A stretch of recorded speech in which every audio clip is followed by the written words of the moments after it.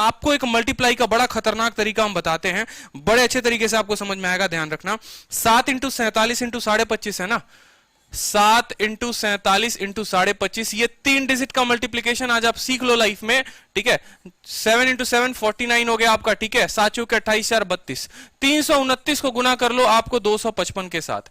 अभी आप देखो कितना मजा आने वाला है आपको, ठीक है। अभी आप देखो कितना मजा आने वाला है। 7 चौके 28 और 7 सते 49, ठीक है। अब यहां पर आप चाहो तो गुना कर सकते हो, किसको गुना कर सकते हो? 329 को 255 के साथ। लेकिन गुना करने का तरीका देखना जरा, गुना करने का एक बार तरीका देखना, फिर आप बोलना कि एक लाइन में आंसर निकालेंगे अपन, ठीक है। वैदिक मैथ इसको बोलते हैं, या जो मैथ बोलना चाहो बोल सकते हो। आप 9 को गुना करो 5 के साथ, तो 9 पचे कितना हो जाएगा? 45 का 5 लिखना, हाथ में 4। फिर से समझो, 9 को गुना करो 5 के साथ, 45 का 5 हाथ में 4, ठीक है। मैंने अपने सीजीएल के कैलकुलेशन में हमेशा यही ट्रिक अपनाया, इसलिए मेरा कभी भी कोई भी कैलकुलेटिव सवाल में समय नहीं लगा, ठीक है। 5 इंटू 2 10 और 9 पचे कितना हो गया? 45। 45 और 10 कितना होता है? 55। हाथ का कितना था? 4 है। 55 और 4 होते हैं 59। 59 का लिख दो 9, फिर हाथ में आ गया तुम्हारा 5, ठीक है।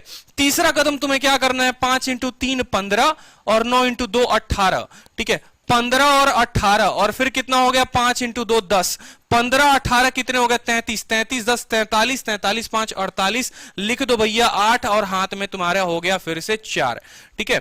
दूसरा कदम देखो यहां पे, 5 इंटू 3 15 और 2 दूनी 4 19, 19 और 4 कितना हो गया? 23 का लिख लो 3, हाथ में आ गया तुम्हारा 2, 3 दूनी 6 और 2 8। एक लाइन में सीधा 3 इंटू 3 का मल्टीप्लीकेशन सीखना है तो सीखो यहां से, ठीक है। 8 3 8 9 और एक बिंदु लगा देंगे 8 3 8 9.5। एग्जाम में भाई तुम्हें एग्जामिनर 8 3 8 9.5 रिलेशन फिर से तुम्हें सिखाएंगे, ठीक है। 514 को गुना करना है, 514 को गुना करना है, किससे करना है? 75 से करना है। मेरे साथ साथ गुना करना। यहां पर देखो पूरा का पूरा कैलकुलेशन कैसे करोगे। 5 इंटू 4 कितना हो गया? 20। 20 का कितना लिखो? 0। 5 इंटू 4 20, 20 का 0 लिखो, 2 हाथ में करो। 5 एकम 5 और 7 चौके 28, 28 5 कितना हो गया? 28 5 33 और 33 और 2 कितना हो गया? 35 का 5 लिखो, हाथ में 3 हो गया तुम्हारा, इसको काट दो, ठीक है। 5 इंटू 5 25, 0 को करोगे तो हो जाएगा तुम्हारा 0 और 7 को करोगे 7 एकम 7 25, 7 32, 32 और 3 हो गए तुम्हारे 35, फिर तुम्हारा 3 रह गया हाथ में कैरी, 3 लिख लो तुम। 7 इंटू 5 35, 0 इंटू 1 0, यानी 7 5 35 और 3 तुम्हारा कितना हो गया? 38, 38 हो गया, ठीक है।